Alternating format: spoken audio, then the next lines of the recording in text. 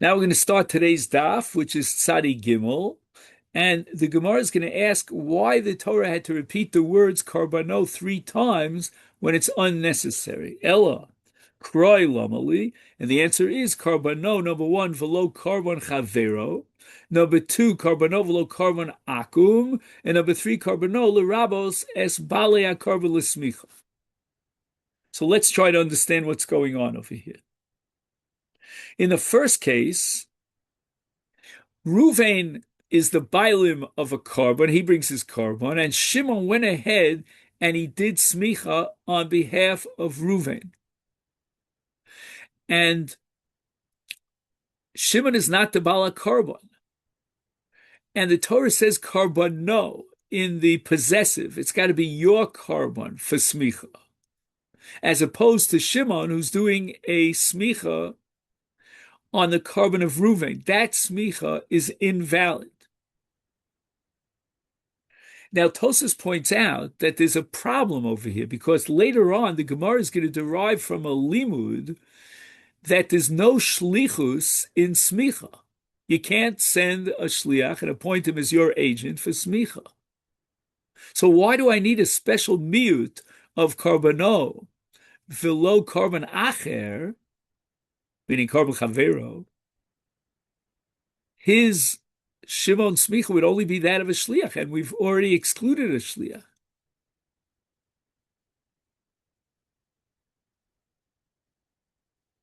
Now, the same question Tosas asks on the next miut, karban ovelo karban ovid kolchavim.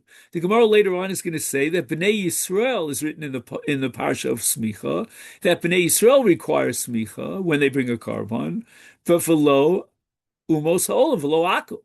So why do I need a special miut of karban ovelo karban akum? So the answer to these two questions is one and the same. There are two dimensions, two aspects to the mitzvah of smicha. One is on the bailim. There's a chiyuv on the bailim who bring their karban to implement smicha. But there's another halacha, and that's a din in karban, that the karban per se needs smicha. And therefore, I would have had a havamina that even though a shliach cannot be appointed as a somech, that's only as far as the chiyuv habaylim is concerned. The bailim cannot fulfill their obligation of smicha through the agency of a shliach. However, as far as the din karban is concerned, if Shimon went ahead and he did smicha in this karban of Ruvain, that would fulfill the din karban. And therefore Ruvain would no longer be obligated, because the karban already received its smicha. So that's why we need a special miut of karbano velo karban chavero, that even if Shimon wants to achieve the din karban of smicha, he cannot do so, because only the bailim can achieve the din karban. And the same logic will apply to oved kolchavim, that even though the Oved Kolchavim is not obligated in smicha, because the Torah says Bnei Yisrael somchim, v'ein akum somchim, but nevertheless, a Jew would go ahead and do smicha on the karban of an akum, insofar as the kiyum of the din karban is concerned.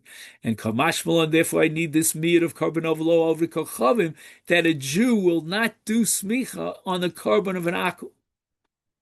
The third karbano is coming to be marbe, bale karban l'smicha. We're going to see later on a machlokas between Rabbi Yehuda and the Chachamim at this very point. Let's say there are many people who are bringing a joint partnership karban. Who does the smicha? And there are a number of possibilities. One possibility is that every single one of the shutfim has to do smicha. Each one will stand on line and do smicha. Another possibility is that one of the shutfim will represent all the other shutfim, and he'll implement the smicha. The third possibility, which exists in the Shita of Rabbi Yehuda, is that there's no requirement of smicha at all, because there really is no bailim insofar as there's a partnership. The Mishnah goes on and says, Hayoresh somech umemir, that if the bala karban dies, and the karban is now inherited by his yoresh, the Yoresh stands in the feet of his father, and therefore he's chayev in smicha. And not only that, if he does a tmura, and he points to a carbon of to an animal of chulin, and he says harei zu tmura zu, and he points to his Yerusha animal, the tmura is chal. So the Gemara says, Tani, however, we have a brisa. Rabbi Chananya learned a brisa and he presented it to Rava. Yoresh Eino Somer. Yoresh Eino Memir. So Rava says to Rabbi Chananya, wait a minute. Hanan Tanan Yoresh Somech and Yoresh Memir. Maybe it's Nesacham U Memir. So when Rabbi Chananya heard this comment from Rava, he understood that Rava was trying to tell him, in no uncertain terms, that his brisa is not a reliable brisa. Amalesa, Rav Chananya said to Rava, Ipcha, should I change the brisa around? And instead of saying in the brisa as I had it, Yorish Eno Somech, Yorish Eno Meimer, we should have it Yorish Somech, Yorish Meimer. Amalelo. Leave your brisa as is. Why? Because we have a machlokas between Rabbi Yehuda and the Rabbanan on the issue of Yorish. Masnis and Mani, your brisa that you quoted, Rav Chananya, is Rabbi Yehuda, and Rabbi Yehuda is the one who holds that a Yorish Eino Somech, a Yorish Eino Meimir. The Sanya, we learned to the brisa, Yorish Somech, Yorish Meimir, according to Tanakama, who is reflected in our Mishnah. The Yoresh has an obligation of smicha, and he could be Meimer, his father's carbon. Rabbi Yehuda Omer, Yoresh Eino Somech, Yoresh Eino Meimer.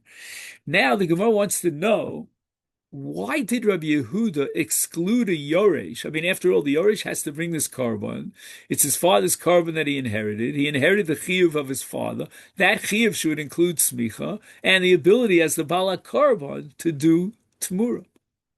My time with Rabbi Yehuda. And the answer is karbano v'lo karbanoviv. That Rabbi Yehuda takes one of the three extra words karbano and he uses it to exclude the Yoresh. And karbano means his carbon, meaning the father's carbon, but not the Yoresh's carbon. Okay, that's as far as smicha is concerned. What about meimir? You only have an exclusion, excluding the Yoresh, the son, from smicha on his father's carbon. But how do you know that he can't be meimir on his father's carbon? And the answer is yolif tchilas hegdesh bisof hegdesh. So we have here two concepts. We have a concept of Tchilas Hegdesh, and we have a concept of Sof Hegdesh. Sof Hegdesh is Smicha. What does that mean? He was Magdish the Karban. He's about to start the Avoda of Shechita, and right before the Shechita, he does Smicha. So that's called Sof Hegdesh. Meimir, on the other hand, is called Tchilas Hegdesh. Why? Because when he effectuates a sanctification to consecrate the behemas chulin, that's a brand new kiddush. Starts from scratch. It was chulin, and now it became kodesh through tmura. So that's called tchilas hegdesh. And now Rabbi Yehuda understands that the Torah equates both tchilas hegdesh and sof hegdesh. And if we found out that in sof hegdesh, which is called smicha, that the karbano comes to exclude the yoresh from smicha, then through this analogy between sof hegdesh and tchilas hegdesh, we derive the conclusion that the yoresh is not meimir. Ma sof hegdesh yoresh eno somech af tchilas hegdesh yoresh eno meimir. V'Rabbanan. Now we have a problem, because according to the Rabbanan, how do we know that a Yoresh has the power of being Meimir? I mean, after all, Rabbi Yehuda seems to have the upper hand over here. And the Gemara answers that Rabbanan have a different drush. In the Parsha of Tmura, it says Hamer Yomer. There's a double language, Lashon Kfelus. What does it come to be marbe? L'rabo sayorish.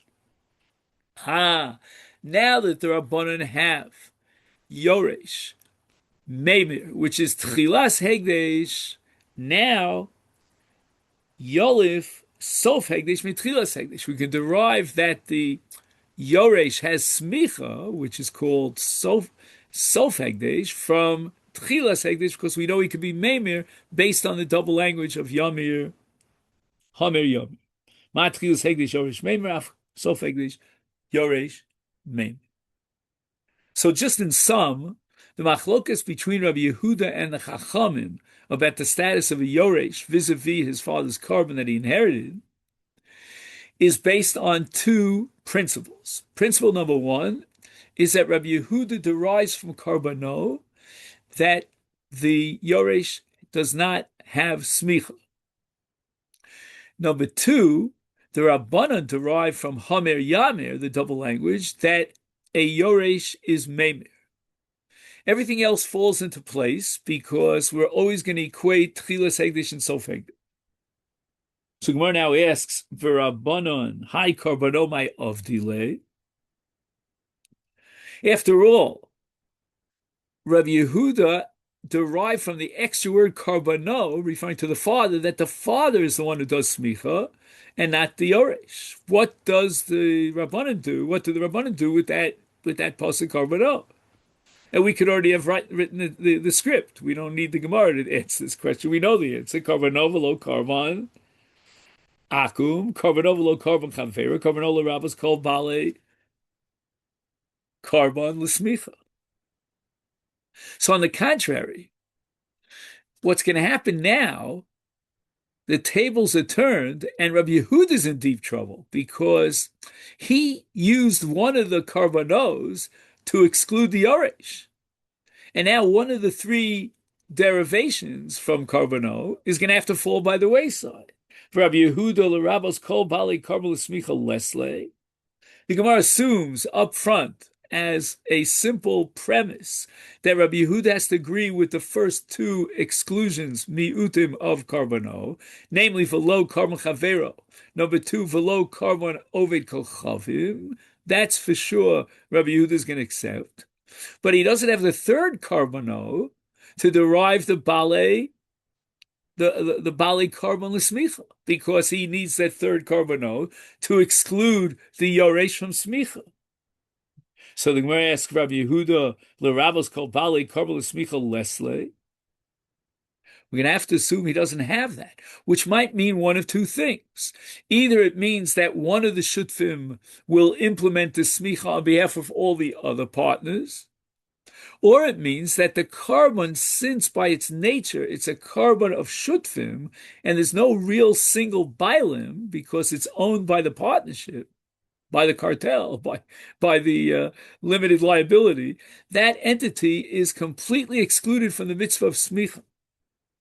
Inami Isle. Or I could say no.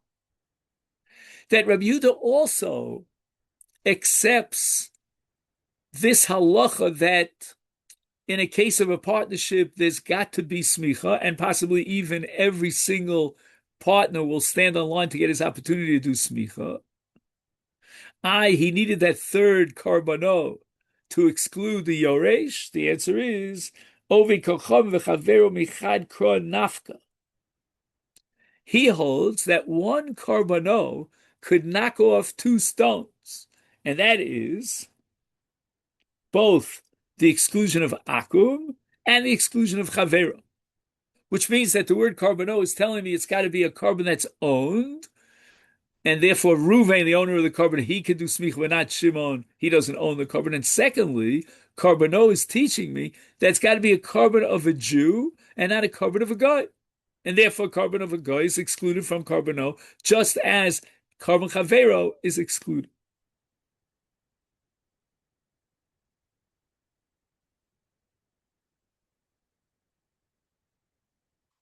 So let's make the calculation now. If indeed Rabbi Yehuda is going to kill two birds with one stone, oh, I said two stones with one bird. Okay, sorry. Anyway, So therefore, Rabbi Yehuda needs karbono number one to exclude chavero and to exclude akum. He's left with two karbonos. Isru le trei kroi, chad karbanov lo karban aviv. That we know that Rabbi Yehuda excludes the yoresh from smicha, and he derives tmura from smicha. Vechad, and the other last Karbano is the Rabbis Kol Bali Karban L'Smicha, that every one of the owners in the partnership deal of this carbon has to do his own personal smicha. So we're now, wait a second. For Rabbi Yehuda, Hamer, Yamir, my Afidle. Why the double language of Hamer Yamir, which according to Rabban is coming to include a Yoresh in Tmura? Mibayla the Rabbasa Isha. We need a special pasuk to teach me that a woman is obligated vis-a-vis her own karman to do smicha. Desanya, we learned in the Brayso, the entire parsha smicha is written in the masculine gender. Right? It always says karbano, his karman. Ma sofenu l'rabos es ha'isha. Sofenu, I think, means at the end of the day, how do you know that even a woman is included? I'm sorry, I made a mistake here. Let me backtrack. In the entire parsha of Tmura, sorry for that mistake, the Torah always utilizes the masculine form. So how do I know that a woman is included in Tmura? Talmud Lomar Hamer Yamer, the double language. Rabbanan Darshumi Ve'im. Rabbanan say that the extra word Ve'im is going to teach me that a woman does Tmura, accomplishes Tmura. Rabbi Yehuda Ve'im lo darshi. He doesn't darshan the word Ve'im. And this leads us to the Mishnah here on the bottom of Daf Sadi Gimel Amud Aleph. This Mishnah addresses the question of which individuals are excluded, or shall we say incapable, for smicha, and therefore their smicha is invalid. Hakol somchu chutz micheresh shote v'katan. Now, this triumvirate, we'll call it the Three Musketeers, that appears all over Shas, of cheresh, shote v'katan, is defined as a lav bar das. Smicha requires das. Now again, das is not something that can be tested in an IQ. It's not an intellectual quality, but das has to do with a certain kind of maturity of thought that comes with experience and exposure and so forth and so on. So anyway, a cheresh is what's called a deaf mute. He doesn't hear and he doesn't speak. Now, again, I don't want to get off on a tangent, but today the status of a deaf mute might be totally different than it was at the time of the Mishnah, because today you could teach a deaf mute how to communicate with computer writing, with sign language, different kinds of ways in which he could communicate. He could write, and writing is considered like dibur, and therefore he's not a cheresh sheinu yachol udaber. But time of the Gemara, the assumption was that the cheresh, who cannot speak and cannot hear, cannot write in an intelligible way. However, even at the time of the Mishnah, if you could teach a cheresh to write, then he would not be a cheresh. He would have all the dinim of a bardas. Then we have a shota. Shota is someone who is immature socially, it expresses itself in four different possible ways, which are called the four simonei shota. And if you're learning Masechta Gittin, you have to learn all about shota and who is the shota. And then we have a katan. Katan is the simplest. You can be the Vilna Gaon intellectually. At the age of 6, you might know Shas, but it doesn't matter. You're still a katan. And these are excluded from smicha because, as we said before, smicha requires das. Then we go on. The summa. Suma is a blind person, and we really don't understand why he can't do smicha. It's not a matter of danger. We're not afraid that he'll fall. So for that, we'll see the Gemara. Ovid Kol Chavim is excluded from smicha, as we said before, because it says Bnei Yisrael in the parsha of smicha. Eved is an Eved Knani, who also is not considered, although to some extent Yotza Mechlal Akum, but he's still not Kadosh B'Kedushas Yisrael Shlema. Shliach, there's no such thing as Shlichas in Smicha, because in Smicha it says V'samach Biyado, and Biyado excludes a Shliach. And V'ha'isha. Now, V'ha'isha means that L'chora, she can't do Smicha on behalf of a man, but she does do smicha for her own animal. We'll have to see about that. Anyway, smicha is called shi'arei mitzvah, which means that it's not crucial, and the kapara is achieved by the zrikas hadam of the korban, even if there was no smicha.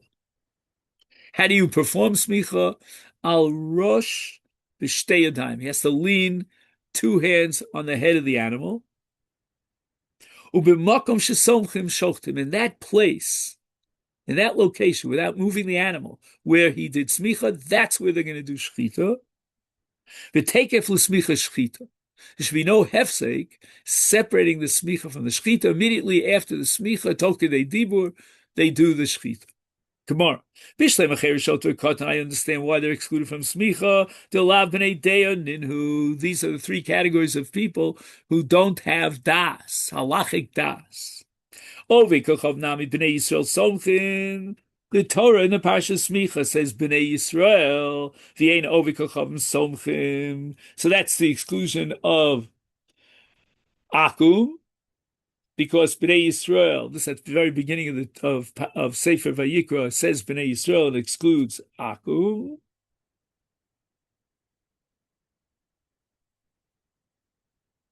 El suma my time alone. Why do you exclude a suma from smicha? And here we have machlokes, two different possible ways from which we derive two different possible derivations to establish that a suma is excluded from smicha. Rav Chisda has one approach, and Rav Yisrael bar Avdimi has another approach. Chad Omer, according to one, Asya smicha miziknei ha'eda. So this is a sugya in Masechta Sanhedrin on Daf Lamed Daled, that a suma cannot sit on Sanhedrin because it says Einei ha'eda, the eyes of the community.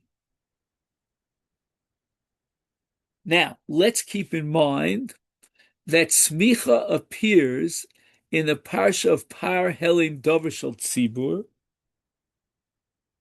and there the pasuk in Vayikra Perek Daled speaks about Einei ha'eda, meaning the par, which is being brought because the tzibur violated based on an erroneous psak of Bezdin, that par requires smicha that is going to be implemented by the Einei ha'eda, by those who have the power of sight and can serve on the High Court of Israel.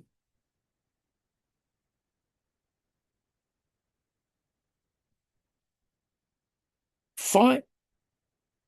So that's one opinion. V'chad Amar, according to another opinion, how do we derive the exclusion and the disqualification of a suma from smicha? Asya smicha mi olas re'iyah. Now, as you know, 3 times of the year there was a mitzvah of aliyah l'regel, and you had to bring a korban because the Torah says lo yirah pranai rekam. And in the parsha of Olas Re'iyah,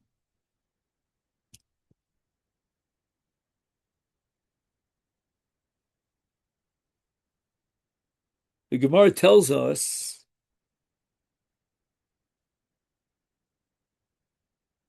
in Chagiga Daf Daled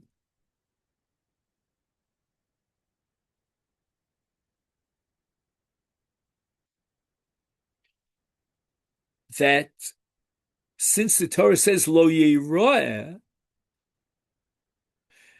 so the Gemara Chagiga darshans that just like HaKadosh Baruch Hu sees the person who does smicha on the Olos Re'iyah, he also sees. In fact, the Gemara there excludes even Suma B'chad Einov, even if he's blind in one of his two eyes. And the Keren Orah asks, maybe a blind person is excluded from Re'iyah, but that's only as far as the Chiyuv is concerned. Maybe if he wants on his own voluntary basis to bring the Karban, he can bring the Karban, and maybe he'll do Smicha. But in any event, the Gemara now wants to analyze why each one of these two Amoraim rejected the Yalfusa of the other Amora. Leman di'omer me'olas re'iyah, my time lo yolif min ziknei ha'eda. Why couldn't he open up his mind to the drasha of ziknei ha'eda, which equates smicha in the parsha of Parahelim Dover Shel Tzibur with those who sat on the high court of Israel, the Sanhedrin, in which case a blind person was excluded.